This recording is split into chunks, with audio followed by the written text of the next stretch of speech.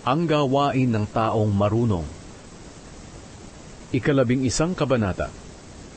Ipuhunan mo ang pera mo sa negosyo, at sa kalaunan ay kikita ka. Ilagay mo ang pera mo sa iba't ibang negosyo, dahil hindi mo alam kung anong kalamidad ang darating dito sa mundo. Kapag makapal na ang ulap, magbubuhos ito ng ulan sa mundo. At kung saan natumba ang puno, doon iyon mananatili. Kung palagi ka lang maghihintay ng magandang panahon, hindi ka makakapagtanim at wala kang aanihin.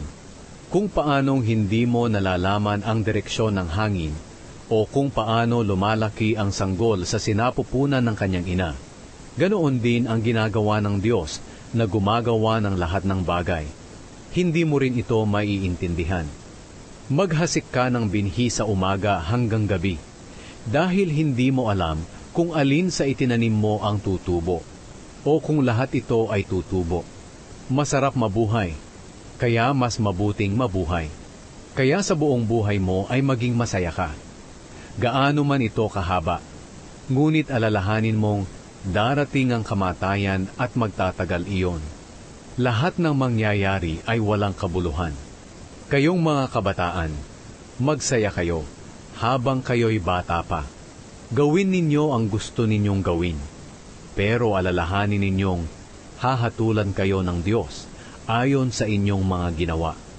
Huwag kayong mag-alala o mabalisaman, dahil ang panahon ng kabataan ay lumilipas lang. 12 kabanata.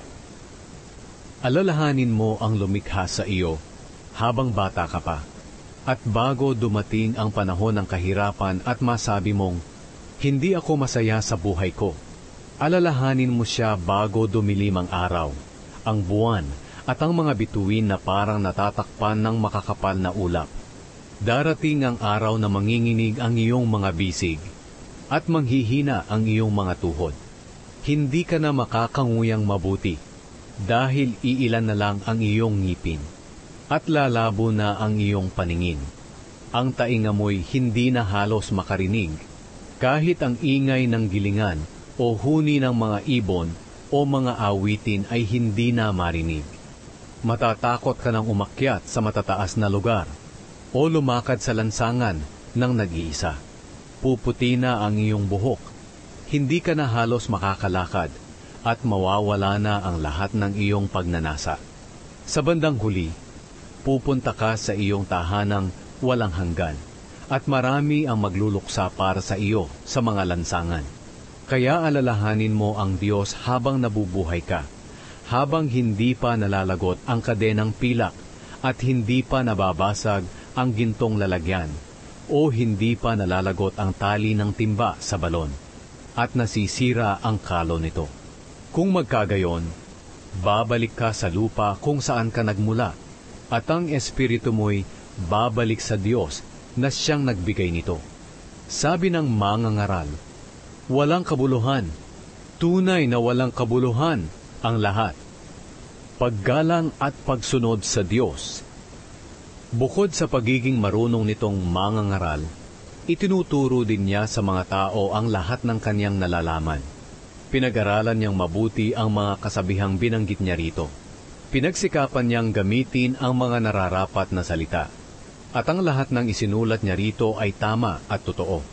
Ang mga salita ng marunong ay parang matulis na tungkod na pantaboy ng pastol sa paggabay sa kanyang kawan, o parang pakong nakabaon. Ibinigay ito ng Diyos na tangi nating tagabantay. Anak, mag-ingat ka sa isa pang bagay na ito.